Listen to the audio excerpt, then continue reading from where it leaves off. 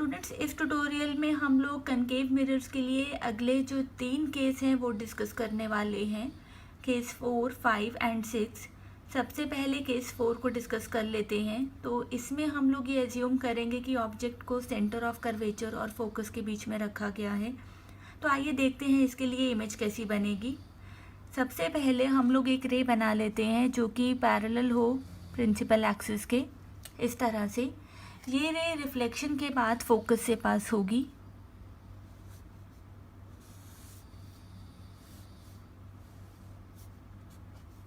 इस तरह से।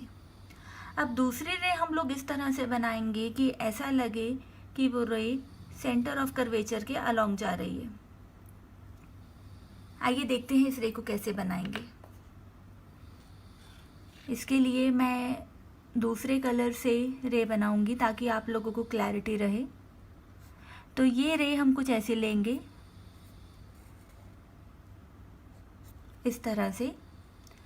आप देख सकते हैं कि ये जो रे है ये अलोंग द नॉर्मल जा रही है, क्योंकि स्फेरिकल मिरर के लिए जो नॉर्मल है वो हमेशा सेंटर ऑफ कर्वेचर से पास होता है। क्योंकि ये रे अलोंग द नॉर्मल जा रही है तो रिफ्लेक्शन के बाद ये रे अपने पाथ को रिट्रेस करेगी, इस तरह से। और ये रे सेंटर ऑफ कर्वेचर से पास होती हुई पहली रे को इस तरह से मीट करेगी यहाँ पर। आई होप आपको क्लियर हुआ होगा मैंने ये रे किस तरह से बनाई है। इस रे को आपको बिल्कुल स्ट्रेट ड्रॉ करना है। आप लोग उसके लिए रूलर का यूज़ कर सकते हैं। एंड क्योंकि ये जो रेज है ये यहाँ पर मीट हो रही हैं तो हम इसके लिए इमेज ड्रॉ कर सकते हैं। ये इमेज इस तरह से बनेगी। आइए अब देख लेते हैं कि इस इमेज की प्रॉपर्टीज़ क्या होंगी। क्योंकि ये रेज एक्चुअली मीट हो रही हैं यहाँ पर, इसीलिए ये जो इमेज है ये रियल होगी। आप देख सकते हैं कि ऑब्जेक्ट के रिस्पेक्ट में ये इमेज इन्वर्टेड बनी है, इसीलिए आप यहाँ पर साथ के साथ इन्वर्टेड लिख सकते हैं। इसकी पोजीशन ये सेंटर ऑफ कर्वेचर के पीछे बनी है, इसीलिए आप इसे लिख सकते हैं कि it is from beyond C.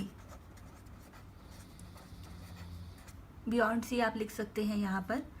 Size आप कंपेयर कर सकते हैं इसका।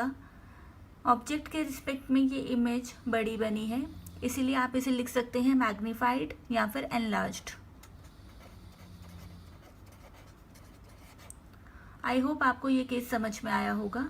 अब मूव ऑन होते हैं हम लोग केस नंबर 5 पर। केस नंबर 5 में हम लोग एज्यूम करेंगे कि हमने ऑब्जेक्ट को फोकस पर रखा है। तो आइए देखते हैं इसकी इमेज कैसी बनेगी। सबसे पहले हम लोग एक रे ले लेते हैं जो कि प्रिंसिपल एक्सिस के पैरेलल हो। अब ये रे कहाँ से पास होगी? फोकस से, इस तरह से। दूसरी रे हमको यहाँ पर इस तरह से लेनी है जो कि अलोंग द नॉर्मल जाए। तो आपने बिल्कुल सही समझा कि ये रे इस तरह से लेंगे कि ये सेंटर ऑफ कर्वेचर और मिरर को जॉइन करती हुई लाइन के अलोंग हो।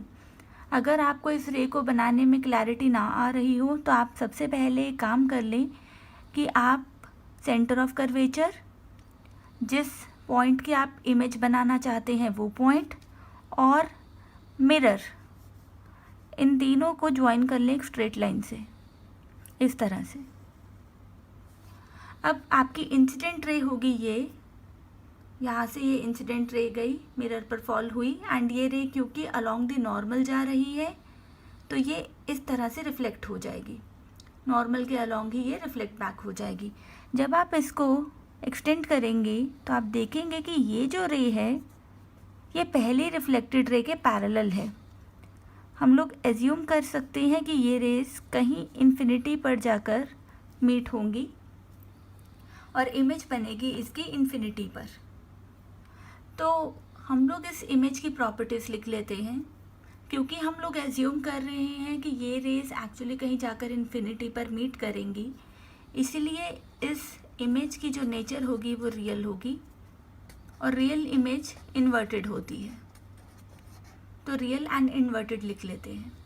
पोजीशन ये आप जान ही गए होंगे, ये कहाँ बनेगी, ये इन्फिनिटी पर बनेगी, एट इन्फिनिटी। और क्योंकि ये कहीं इन्फिनिटी पर जाकर मीट करेंगी तो इसका साइज़ बहुत बड़ा होगा। प्रिंसिपल एक्सिस से जब आप इसको ड्रॉ करेंगे तो ये साइज़ बहुत ही बड़ा होगा, तो आप इसका साइज़ लिख सकते हैं हाईली मैग्नीफाइड या फिर हाईली एनलार्ज्ड।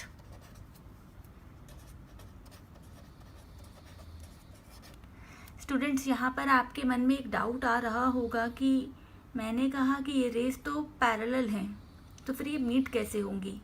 एक्चुअली मैं आपको बता दूं कि ये जो फोकस हमने यहाँ पर एज्यूम किया है ये एक अप्रॉक्सीमेट पॉइंट होता है, जिसका मतलब ये है कि ये दो रेस जो कि पैरेलल दिख रहे हैं यहाँ पर, ये एक्चुअली पैरेलल नहीं होती, इनमें स्लाइट डिफरेंस होता है, जिसकी वजह से ये इन्फिनिटी पर जाकर मीट होती हैं एंड एक रियल और इन्वर्टेड इमेज फॉर्म होती है। आई होप आपको ये केस क्लियर हुआ हो। आइए अब हम मूव ऑन होते हैं लास्ट केस पर, जो कि है केस नंबर 6।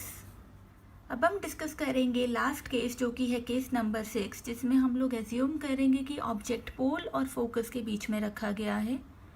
तो देख लेते हैं इसकी इमेज कैसे बनेगी। सबसे पहले एक रे लेते हैं जो कि प्रिंसिपल एक्सिस के पैरेलल हो। ये रे रिफ्लेक्शन के बाद फोकस से पास होगी इस तरह से। ये हमने रिफ्लेक्टेड रे बना दी। अब दूसरी रे हम लोग अलोंग द नॉर्मल लेंगे। तो आई होप अब आप जानते हैं कि इस रे को कैसे ड्रॉ करना है। आप लोग 3 पॉइंट्स मीट करवाएंगे, एक ये और इन दोनों को इस तरह से मीट करवाएंगे कि ये फाइनली मिरर पर जाकर इंसिडेंट हो, लाइक दिस। तो आपकी जो इंसिडेंट रे बनी है वो इस तरह से बनी है। ये रे अलोंग द नॉर्मल जा रही है और रिफ्लेक्शन के बाद ये रे अपने पाथ को रिट्रेस करेगी इस तरह से। अब आप देख सकते हैं इस केस में कि ये दो रेस कहीं पर भी जाकर मीट नहीं करने वाली, क्योंकि ये तो डाइवर्जिंग रेस हैं, एक दूसरे से दूर जा रही हैं। लेकिन जो भी इन्हें देख रहा है, जिसकी आइज में ये रेस फॉल हो रही हैं, उसे ऐसा लगेगा कि ये दोनों रेस कहीं पीछे से आ रही हैं। कैसे?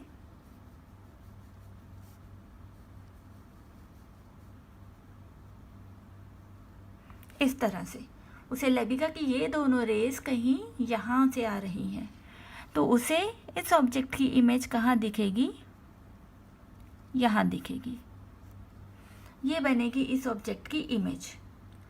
इसे मैंने इस तरह से डॉटेड लाइंस में दिखाया है क्योंकि ये एक्चुअल रेस नहीं है, ये हमने बैकवर्ड प्रोड्यूस की है।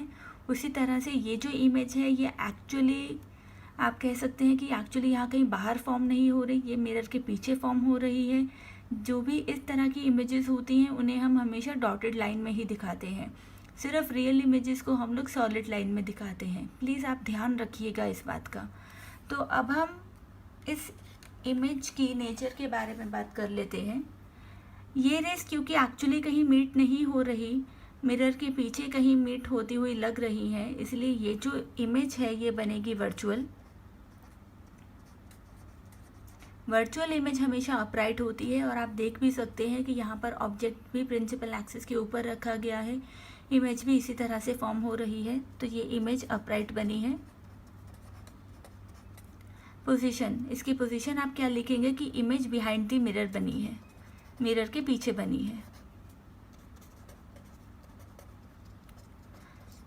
इस इमेज का साइज आप देख सकते हैं कि इमेज ऑब्जेक्ट के रिस्पेक्ट में बड़ी बनी है, तो आप इसे एनलार्ज्ड लिख सकते हैं।